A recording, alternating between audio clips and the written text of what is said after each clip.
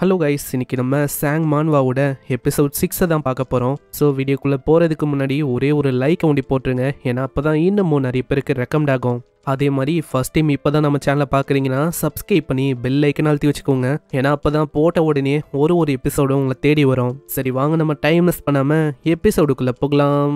எபிக்கோட ஆரம்பத்திலேயே அங்கே ஒரு ஃபோன் ஸ்டோரை காட்டுறாங்க. நம்ம சாங்கோ ஃபோனை வாங்குறதுக்கு தான் வந்திருக்கான். அங்கே ஃப்ளிப் மாடலில் ஒரு ஃபோனும் இருக்கு. அதோட ரேட் ஒண்டி கிட்டத்தட்ட 3 மில்லியனா.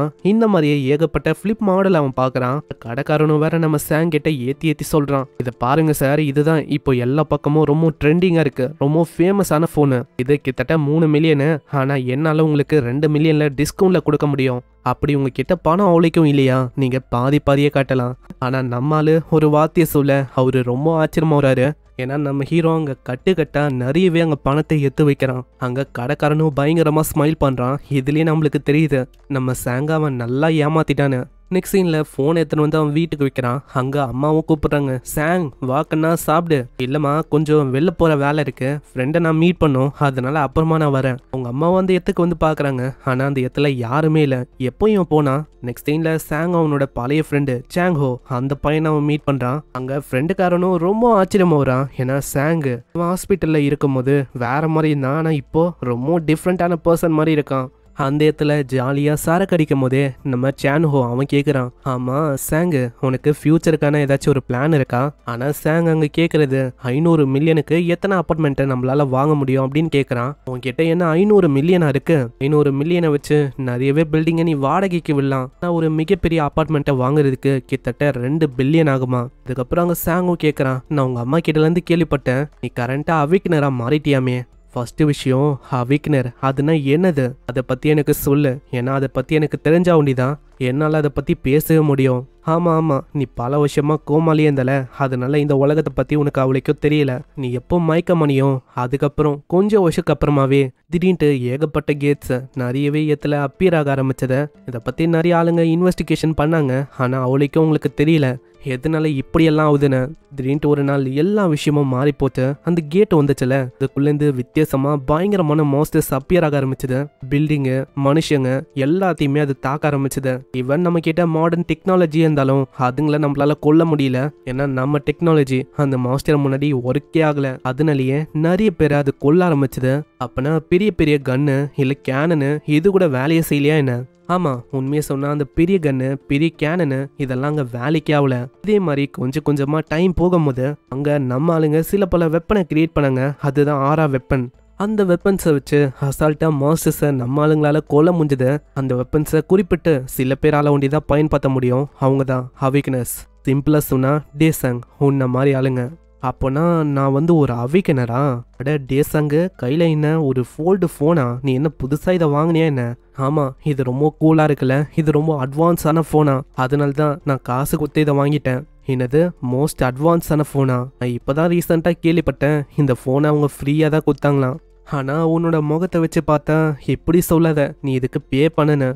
ஆனால் நம்ம சாங்காங்க நல்லாவே தெரியும் இதுக்கு 3 மில்லியன் பே பண்ண அப்படின்னு சொன்னா அவ்வளோதான். நம்ம சேனோ பயங்கரமாக கலாய்ப்பானு, அதனால அதெல்லாம் ஒன்றும் இல்லை அப்படின்னு சொல்லிடுறான். அங்கே சேனோவும் சொல்கிறான், உங்ககிட்ட ஈவன் அந்த அவேக்னஸோட 6 வெப்பன் அது இல்லைனாலும் பிரச்சனை இல்லை. ஏன்னா உன்னோட 6 நீ பயன்படுத்தும் போது உன்னோட பாடி இன்னமும் ஸ்ட்ராங் ஆகினே தான் போகும். இப்போ கூட பாரு, நீ ரொம்ப ஷார்ப்பாக ஃபீல் பண்ணுவேன். அது போக நான் கேள்விப்பட்டேன் ஒரு மிகப்பெரிய கேங்க இப்போதான் ரீசெண்டா நீ மூச்சு விட்டியா. நீ சொல்றதெல்லாம் வச்சு பார்த்தா நான் ஒரு அவிக்கனர் தானோ? ஏதோ ஒன்று, நான் ஒரு அவிக்கனரா இருந்தா என்னால் எவ்வளோ பணத்தை ஏர்ன் பண்ண முடியும். அங்கே இப்படி இவங்க பேசும்போது வானத்தில் ஒரு கிராக் ஓப்பன் ஆகுது. அந்த கிராக்கும் திடீர்னு ஒரு கேட்டா மாறுது. அதுக்குள்ள ஏகப்பட்ட மாஸ்டர்ஸும் இருக்கு. இந்த இடத்துல கேட் என்ன பண்ணுது, இந்த கேட்டுக்குள்ள நம்ம சேனோ சொன்ன அதே மாஸ்டர்ஸும் அப்பியர் ஆகுது. அதுவும் 1 இல்லை 2 இல்லை, ஏகப்பட்ட மாஸ்டர்ஸும் இவங்களை நோக்கி வரமா. அங்க இருக்கிற மக்களுக்கு என்ன பண்ணும் தெரியல, எல்லாருமே ஓடி போக ஆரம்பிக்கிறாங்க. ஒரு சைடு நம்ம சாங்கோக்கு புரியல இந்த இடத்துல திடீர்னு எதுக்கு கேட் ஓப்பன் ஆகணும்னு. நம்ம சாங்கோ அந்த மாஸ்டர்ஸை பார்த்து யோசிக்கிறான். நம்ம சேனோ சொன்ன அந்த மாஸ்டர்ஸ் அது இதுதானா? ஆனா இதுக்கு முன்னாடி நரகத்துல நான் சண்டை போட்டேன் அந்த மாஸ்டர்ஸ் கூட இதை கம்பேர் பண்ணா இதுங்க ரொம்ப டிஃப்ரெண்டா இருக்கு. சரி அப்பனா டெஸ்ட் பண்ணி பார்க்க வேண்டியதான். அந்த இடத்துல அப்படியே தரையில அவன் தட்டுறான். ஒரு கல்லம் உடையுது. அது சாங் பயங்கர வேகமா தூக்கி அடிக்கிறான். ஆனா அந்த மாஸ்டர் மேல பார்த்து இந்த அளவு ஒண்ணுமே ஆகல, ஏதோ ஒரு வகையான பேரியர் அது மேல இருக்கு. சாங், நான் உன்கிட்ட ஆல்ரெடி சொன்னேன், இந்த மாதிரி சின்ன சின்ன அட்டாக்லாம் அது மேல ஒண்ணுமே ஆகாது. இவன் கன்ஸ் கேனனு அதாலேயே எதுவுமே பண்ண முடியல, இந்த சின்ன கல்லால என்ன பண்ண முடியும்? ஆனா அதுக்குள்ள மாஸ்டரும் படுவேகமா நம்ம சாங்க தாக்கலான்னு வரும். சானோ ரொம்ப பயந்து போயிடறான். அவ்வளவுதான், எங்க கதை முடிஞ்சது. மூஞ்சில அப்படியே ரத்தமா தெரிக்குது. கண்ணை தொந்து பார்க்கும் போது அந்த ரத்தமும் மாஸ்டரோட ரத்தம் தான். ஒரே அடியில நம்ம சாங் அதோட கதையை முடிச்சிட்டான். இதுக்கு முன்னாடி நான் பண்ண விஷயம் ஒர்க் ஆகலன்னா என்ன, இந்த மாதிரி தான் நான் தாக்கணும்னு நினைக்கிறேன். சானோ இதை பார்த்து இன்னமும் ஷாக் ஆகுறான்.